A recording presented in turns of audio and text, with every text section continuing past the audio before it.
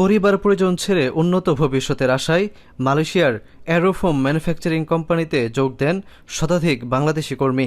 তবে মালিকপক্ষের গাফিলতির কারণে সেই স্বপ্ন এখন পরিণত হয়েছে দুঃসহ বাস্তবতায়।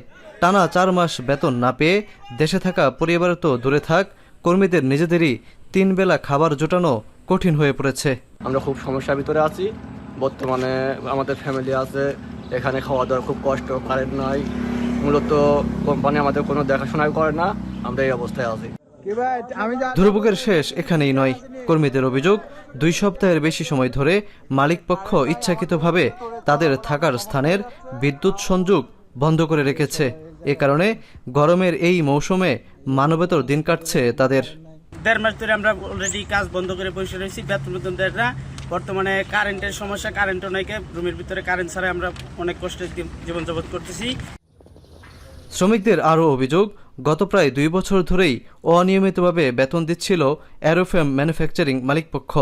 চরম অর্থ সংকটে সময়মতো ভিসাও নবায়ন করতে পারেননি অনেকে। ইতিমধ্যে বকেয়া বেতনসহ অন্যান্য আইনগত পাওনা আদায়ের আশায় আইনি লড়াই চালিয়ে যাচ্ছেন শ্রমিকরা। আমরা কিভাবে চলতেছি, কিভাবে ফিরতেছি, আমাদের ফ্যামিলি কিভাবে চলতেছে, এই বিষয়ে কোনো তদারকি করতেছে না। তো আমরা মালয়েশিয়া এবং বাংলাদেশ সরকার দৃষ্টি আকর্ষণ করতেছি। আমরা দ্রুত এটা একটা নিষ্পত্তি চাই। আমাদেরকে 2.5 মাসের সময় বেঁধে দেওয়া হয়েছে। আমরা দীর্ঘ 1.5 মাস থেকে বসে আছি, আরও 2.5 মাস। তো আমাদের পক্ষে চলা অসম্ভব।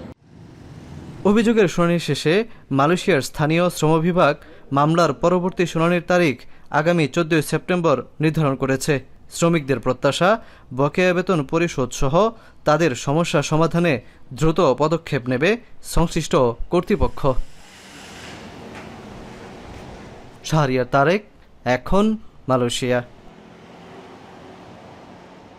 72 ঘন্টা ময়েশ্চার লক সমৃদ্ধ লিলি হুইপড শিয়া মিস্টিক গ্লোয়িং বডি ওয়াশ। শিয়া বাটারের গুডনেস স্কিন রিপেয়ার করে রাখে সফট ও গ্লোয়িং, ছড়িয়ে দেয় লং লাস্টিং ফ্রেগন্যান্স।